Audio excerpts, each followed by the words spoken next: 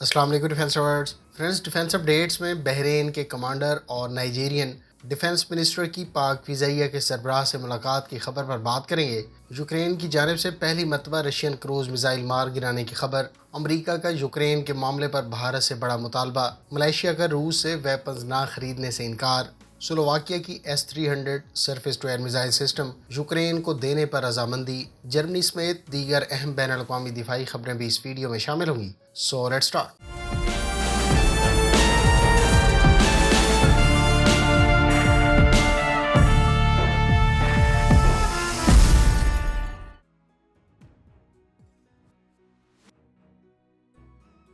بحرین کی national guard کے commander نے اپنے دورہ پاکستان کے دوران chief of air staff Pakistan air force سے ملاقات کی۔ ملاقات میں پیشہ ورانہ امور اور باہمی دلچسپی کے امور پر تبادلہ خیال ہوا۔ ایئر چیف نے کہا کہ پاکستان کنگڈم آف بحرین کے ساتھ اپنے مضبوط تعلقات کی قدر کرتا ہے۔ معزز مہمان نے پاک فضائیہ کے علاقائی سلامتی اور استحکام میں کردار کو سراہا۔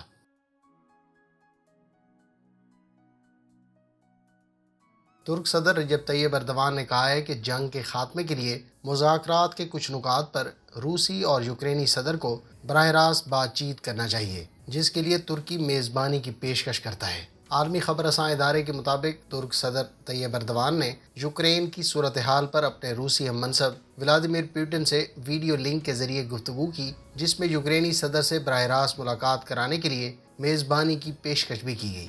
ترک صدر نے روسی ہم منصب سے کہا کہ اعلیٰ سفارتی حکام کے درمیان مذاکرات خوشائند ہیں، تاہم کچھ معاملات پر اتفاق رائے کے لیے آپ کو یوکرینی صدر سے براہ راست بات چیت کرنی چاہیے۔ ترک صدر نے کہا کہ اگر روسی صدر اپنے یوکرینی ہم منصب ولادیمیر زیلنسکی سے براہ راست مذاکرات کرنا چاہیں تو ترکی میزبانی کے لیے تیار ہے۔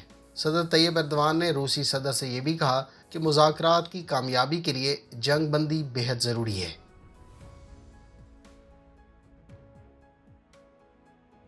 امریکی صدر جو بائیڈن اور ان کے چینی ہم منصب شی جن پنگ نے یوکرین کی جنگ پر مشاورت جاری رکھنے پر اتفاق کیا ہے۔ دوسری طرف امریکہ روس کی حمایت کے لیے چین کو کسی بھی قسم کی ممکنہ سپورٹ سے روکنے کی کوششیں کر رہا ہے۔ وال اسٹریٹ جرنل کی ایک رپورٹ کے مطابق جمعے کے روز دونوں رہنماؤں کے درمیان فون پر بات چیت ہوئی۔ امریکی انتظامیہ کے عہدیداروں نے واضح کیا کہ بائیڈن چینی صدر کو یہ پیغام دینے کی تیاری کر رہے ہیں کہ اگر بیجنگ کی حمایت الفاظ سے نکل کر عملی شکل اختیار کرتی ہے تو اس کے نتائج برآمد ہوں گے۔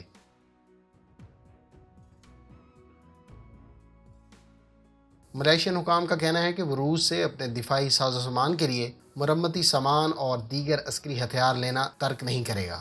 یہ بات ملائیشیا کے ڈیفنس منسٹر نے یوکرین اور روس کی جاری جنگ کے تناظر میں کہی۔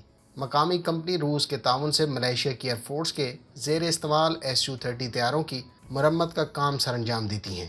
اس کے علاوہ ملائیشین ڈیفنس منسٹر نے کہا کہ ملائیشیا روس سے portable anti tank missile system بھی حاصل کرے گا۔ ملائیشیا دراصل روس سے مزید Metis M1 anti tank guided missiles حاصل کرنا چاہتا ہے، جو اس سے پہلے بڑی تعداد میں الجیریا، بنگلہ دیش، ہنگری اور ساؤتھ کوریا کے علاوہ ملائیشیا اور شام کے زیر استعمال ہیں۔ اس سسٹم کی زیادہ سے زیادہ رینج 2 کلومیٹر ہے اور اس کو 2 سے 3 سولجرز آپریٹ کر سکتے ہیں۔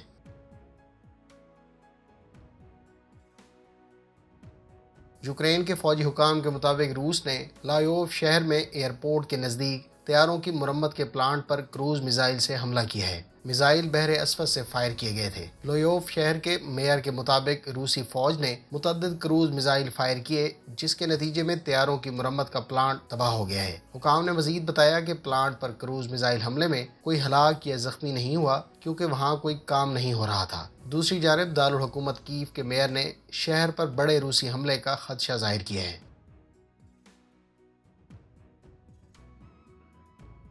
برطانیہ نے پولینڈ میں جدید ترین میزائل ڈیفنس سسٹم نصب کرنے کا بڑا اعلان کر دیا ہے۔ تفصیلات کے مطابق برطانوی وزیر دفاع بین ویلس نے کہا ہے کہ برطانیہ پولینڈ میں اسکائی سیبر میزائل ڈیفنس سسٹم نصب کرے گا۔ وزیر دفاع نے جمعرات کو پولینڈ کے دورے کے موقع پر کہا، برطانیہ اپنا اسکائی سیبر میزائل سسٹم پولینڈ میں اس لیے نصب کر رہا ہے کیونکہ یوکرین پر روس کے حملے کے پیش نظر نیٹو اپنے مشرقی حصے کی حفاظت کو بہتر بنانا چاہتا ہے۔ برطانیہ اس میزائل دفاعی نظام کے سلسلے میں پہلے کہہ چکا ہے کہ یہ نظام آواز کی رفتار سے سفر کرنے والی ٹینس بال کے سائز کی چیز کو بھی ٹھیک نشانہ بنانے کی صلاحیت رکھتا ہے۔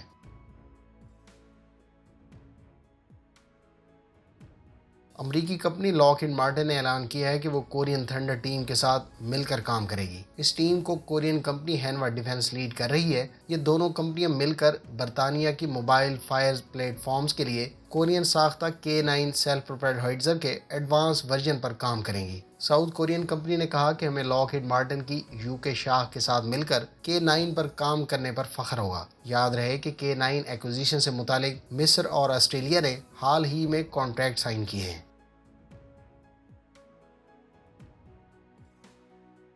نائجیریا کے ڈیفنس منسٹر نے گزشتہ روز پاک فضائیہ کے سربراہ سے ملاقات کی۔ ملاقات میں دونوں ممالک کی ایئر فورسز میں تعاون، خاص طور پر پاکستان کی جانب سے فراہم کیے گئے GF-17 تھنڈر کے نائجیریا کے دفاع میں کردار پر بات چیت ہوئی۔ یاد رہے کہ مختلف سورسز کا کہنا ہے کہ نائجیریا پاکستان سے مزید GF-17 تھنڈر کی ایکوزیشن میں دلچسپی رکھتا ہے۔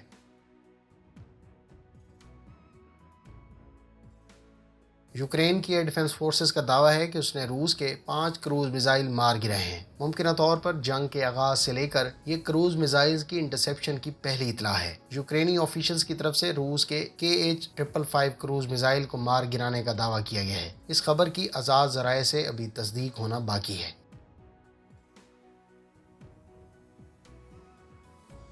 امریکہ کی نائب وزیر خارجہ وینڈی شرمن نے عرب میڈیا کو انٹرویو میں کہا ہے کہ جب تک ایران کی قید میں موجود امریکی شہری گھر واپس نہیں آ جاتے، ایران سے جوہری معاہدہ ممکن نہیں ہے۔ انہوں نے کہا کہ اس وقت بائیڈن انتظامیہ کی اولین ترجیح امریکی شہریوں کی بحفاظت وطن واپسی کو ممکن بنانا ہے۔ ایران سے بلاواسطہ مذاکرات کے بارے میں امریکی نائب وزیر خارجہ کا کہنا تھا کہ کیونکہ مذاکرات ابھی ختم نہیں ہوئے تو اس کی تفصیلات نہیں بتائی جا سکتی، تاہم یہ بات حتمی اور یقینی ہے کہ ایران کو جوہری ہتھیار حاصل نہیں کرنے دیے جائیں گے۔ یاد رہے کہ ایران نے گزشتہ ہفتے 2 برطانوی شہریوں کو رہا کیا تھا اور برطانیہ نے ان قیدیوں کی رہائی کے بدلے ایران کو بھاری رقم ادا کی تھی۔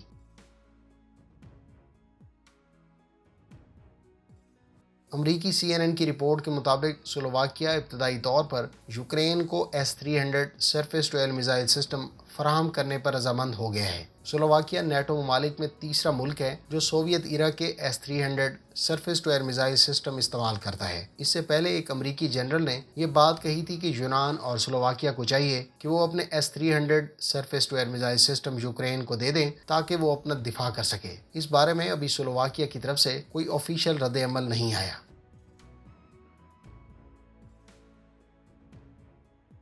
جرمنی نے روس کی جانب سے یوکرین پر حملے کو لے کر امریکہ سے تھاڈ یعنی terminal high altitude air defence system خریدنے کا فیصلہ کیا ہے۔ جرمنی کی جانب سے چند دن پہلے F-35 کی ایکوزیشن کے اعلان کے بعد یہ دوسری میجر ایکوزیشن ہے جو وہ حالیہ جنگ کے تناظر میں کر رہا ہے۔ لہٰذا یوکرین میں جاری جنگ سے کس کو کتنا فائدہ ہو رہا ہے اس کا اندازہ لگانا کوئی راکٹ سائنس نہیں۔